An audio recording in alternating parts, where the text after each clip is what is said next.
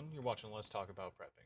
I'm Tyler, your host, and in this video, I'm going to talk about something that I've found most people have not heard about, and in fact, I had never heard about before I worked where I currently work, and it's something which, in certain circumstances, could pose a threat to preppers in a post-grid down situation, and that is second fermentation.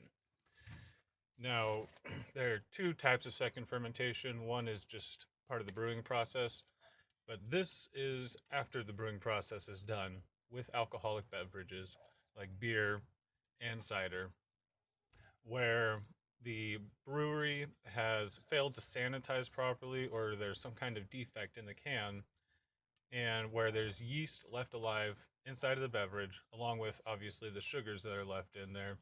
The yeast continues to digest the sugars, produce gas, and eventually overpressurize the can to where it explodes.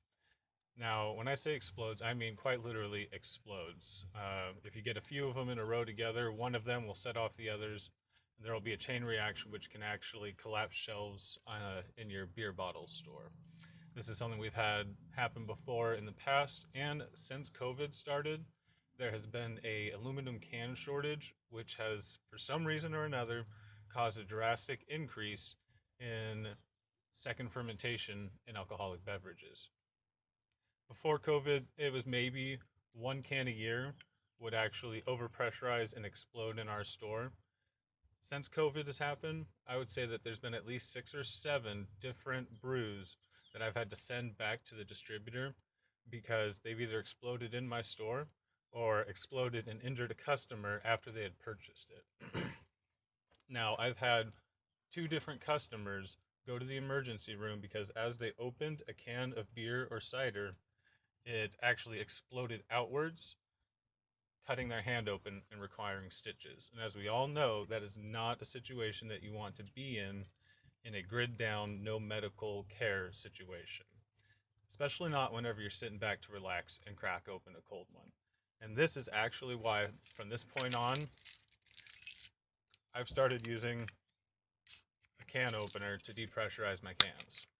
Because most often, it occurs by blowing out the mouth tab and ripping it across the lid and slicing you open as it does.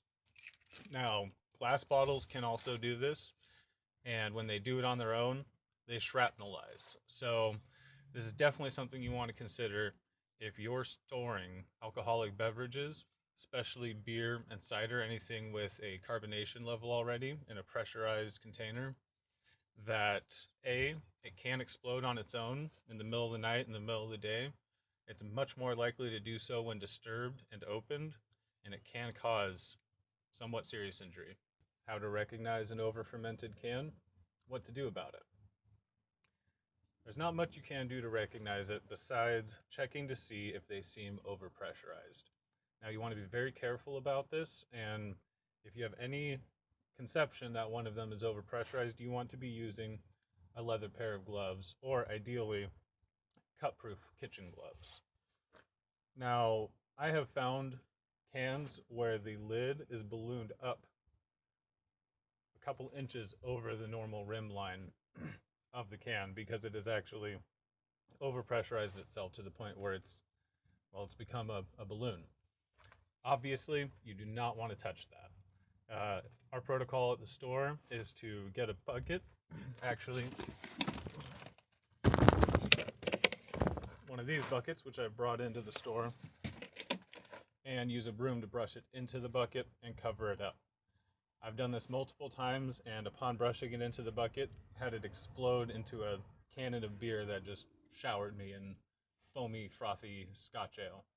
So it's definitely nothing to mess around with. If you have any idea that you have a beer that's entered second fermentation, you want to treat it like a shrapnel hazard and do not touch it directly. You want to wear eye protection, and you want to get it into a safe container and covered as soon as possible. So that's about all I got for you. Be careful with your alcohol. Everybody stay safe out there.